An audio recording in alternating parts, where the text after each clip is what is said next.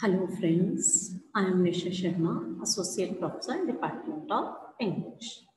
The topic that we are going to discuss today is an introduction to Eunice D'Souza's Art of Poetry Writing. A close look at the growth of Indian English poetry shows that most serious, profound, and revolutionary poems are seen after a long wait written by women. In this postmodern period, we have come across so many Indian women poets and their poetry shows so many aspects as they find being a woman. Their poetry shows their perception regarding the realities of commonplace and also the problems they have to face in the society they live in. Their poetry sometimes is considered as poetry of self-revelation and confession. They want to create their own space and identity in the family and also in the society. They have broken their long state of silence and celebrate womanhood by breaking the bondage of subjugation to create women's existence in the society. So many women poets came out to show these, like Kamala Das, Meera Alexander, Imtiaz Tharkar, Gauri Deshpande, Eunice D'Souza, and so on. In this paper, I want to show how Eunice D'Souza shows the gender blindness and discrimination that she has experiences in the male dominated society and how she expresses those with the help of irony and images in her poetry. During the last few decades, Indian English poetry changes rapidly and so many themes and aspects come into experimentation. And these changes are also seen in the writings of Indian English women poets. Women poets at the pre-independence period deal with romantic and sentimental themes in their poems as they were highly influenced by English romantic poets.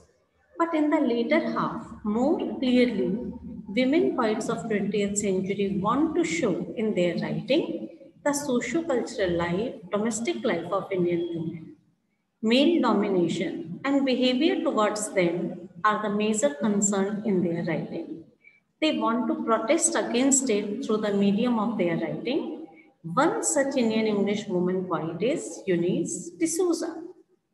Eunice D'Souza is widely known as a famous Indian English woman poet who raises her voice for the woman in contemporary world scenario. She chooses poetry as a medium to show her protest and to show the position of women to transform it. Sometimes she has shared her personal experiences and connects herself with all the women. Her collection of poems are Fix 1979, Women in Dutch Painting 1988, Way of Belonging 1990, Selected and New Poems 1994, and many more. Actually, women always place at secondary position in this society, although they are the other half of the whole human existence and race. Gender discrimination always prevails here.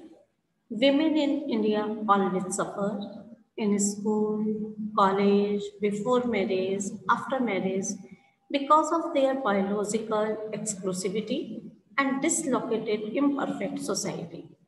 In this context, Eunice D'Souza's poetry shows the uncertainty in women along with physical and psychological position of women in our society. She shows not a particular woman, but the whole women race as they are, troubled, unfixed, tormented, and confused. Mohanty said, to define feminism purely in gender terms assumes that our consciousness being woman has nothing to do with race, class, nation, or sexuality, just with gender. But no one becomes a woman because she is a female. In her poems, we find that she shows her concern for women She shows the dislocation of mother, daughter, wife in a same way as in a same way as the different roles of women suffer different problems. But Eunice does not remain silent only by depicting the gender discrimination in the society, but she also raises her voice of protest through her poetry. And in doing so, she uses satire, imagery, and irony in a controlled and polished way to make her poetry a weapon before the male dominated world. She uses irony and satirizes on so many aspects in her poetry. She thinks marriage as a very mean custom, as two unknown persons are tied in a bondage, and women are the commodity and product which men gets in marriage. They are sold to exploit both physically and mentally through marriage. Sometimes she uses images to convey her sadness, pity, anger, and care for women. But her use of imagery is polished, that it immediately appeals to the reader. In the concluding lines, it can be said that, like other postmodern Indian English women poets, her poetry also reveals the struggle of women to attain freedom and equality. She shows the gender blindness and discrimination in the society and also the struggle to attain self realization. Despite being in a situation of alienation, her poetry shows the conscience for women, and through the use of some devices, she wants to raise her voice against those issues. Actually, she does not only break the so-called tradition of previous writers, but also explores a new horizon for the upcoming women poets to take these issues in a more vivid way. She is a modern woman full of self-confidence, and she has the determination to change some of these old primitive issues as far as possible. Thank you.